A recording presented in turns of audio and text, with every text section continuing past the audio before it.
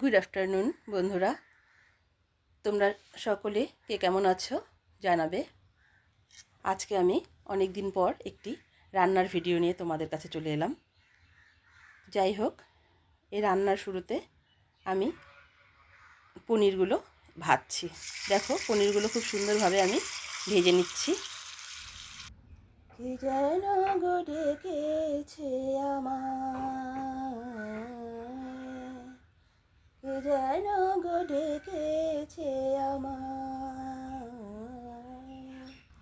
মানে না নয়ন কেন ফিরে ফিরে চায়, কে যেন গো ডেকেছে আমায়,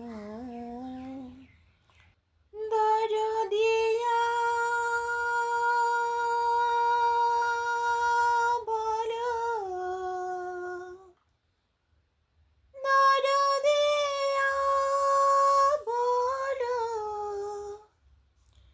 বলো বলো, দরদিয়া বলো বলো বলো বলো, সে কি এলো, সে কি এলো না,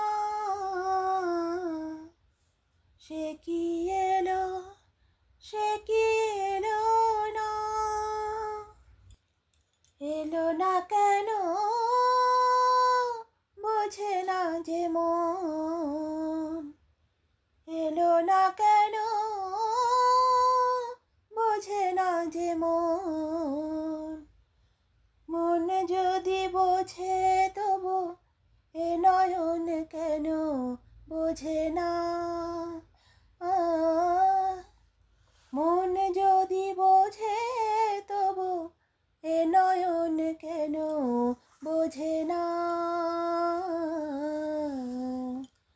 পথপানে দিন যায়। দেখো, আমি পনিরগুলো আমার ভাজা হয়ে গেছে, আর আলুগুলো আমি আগেই পনিরের সাইজ মতো কেটে ভেজে নিয়েছি। আলু ভাজাটা তোমাদের দেখাতে পারলাম না, ওটা আগেই ভেজে নিয়েছি। তো এরপরে আমি সেই তেলের মধ্যেই দেখো ফোড়ন দেব। এবার ফোড়নে আমি শুকনো লঙ্কা দিলাম। প্রথমে শুকনো লঙ্কাটা দিয়ে তারপরে তেজপাতা দিয়ে দিলাম। এই তেজপাতা দিয়ে একটু নাড়াচাড়া করে আমি কিছুটা কালো জিরে এর মধ্যে দিয়ে একটু নাড়াচাড়া করছি। তারপরে দেখো, আমি এর মধ্যে দিয়ে দিচ্ছি কিছু কিশমিশ। কিশমিশগুলো দিয়ে একটু নাড়াচাড়া করছি। এভাবে নাড়াচাড়া করতে করতে দেখো কিশমিশগুলো কীরকম ফুলে গেছে, বেশ গোল গোল টাইপের বড় বড় হয়ে গেছে। এরপরে এর মধ্যে আমি দিয়ে দিলাম কিছুটা তিল, হালকা খোলায় ভেজে আর বেটে নিয়েছি, আর পোস্তটা ভাজিনি, হ্যাঁ, তিল আর পোস্তটা একসাথে বেটে নিয়েছি। তিল খুব কম পরিমাণে দিয়েছি, পোস্তটাই এখানে বেশি আছে। এভাবে আমি মশলাটা রেডি করেছি। তারপরে মশলাটা দিয়ে আমি নাড়াচাড়া করছি। নাড়াচাড়া করতে করতে দেখো প্রায় ভাজা হয়ে এসেছে। ওর মধ্যে আমি অল্প একটু হলুদ দিলাম। অনেকে হলুদ দেয় না, হ্যাঁ, অনেকে এটা সাদাই রান্না করে। তো যাই হোক, আমি অল্প হলুদ দিলাম এর মধ্যে, আর নুনটা দিয়ে দিলাম। এবার আমি বেশ কিছুক্ষণ ধরে নাড়াচাড়া করব। অন্যান্য মশলা যতটা ভাজি, এটা ঠিক ততটা ভাজবো না। খুব বেশি ভাজলে স্বাদটা ভালো হবে না, তাই কম ভাজবো। তো এই কম অল্প একটু ভেজে আমি তার মধ্যে দিয়ে দিলাম জল ঢেলে। জল দিয়ে সব মিশিয়ে দিলাম। জলটা একটু কম হয়ে গেছে, তাই আর একটু দিয়ে দিলাম। হ্যাঁ, দিয়ে এবার জলটাকে আমি ফুটতে দিয়ে দিলাম। জলটা ফুটুক। দেখো, জলটা এখনও ফোটেনি, ফুটবে।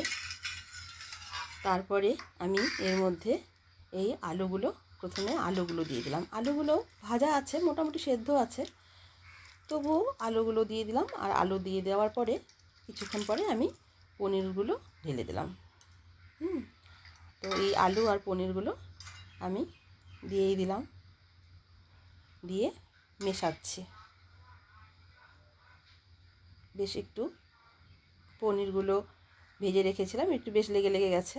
তো এগুলোকে আমি সুন্দর করে জলের সাথে, মানে ঝোলের সাথে আর কি সুন্দর করে মিশিয়ে দিচ্ছি। হ্যাঁ, দেখো এভাবে বেশ কিছুক্ষণ আমি নাড়াচাড়া করে সুন্দরভাবে এগুলো মিশিয়ে দিলাম। ব্যাস পনিরগুলো একটু ফুলে ফুলে গেল। তারপর দেখো কালারটাও বেশ ভালোই এসছে। এবার এই ঝোলটা ফুটার অপেক্ষা।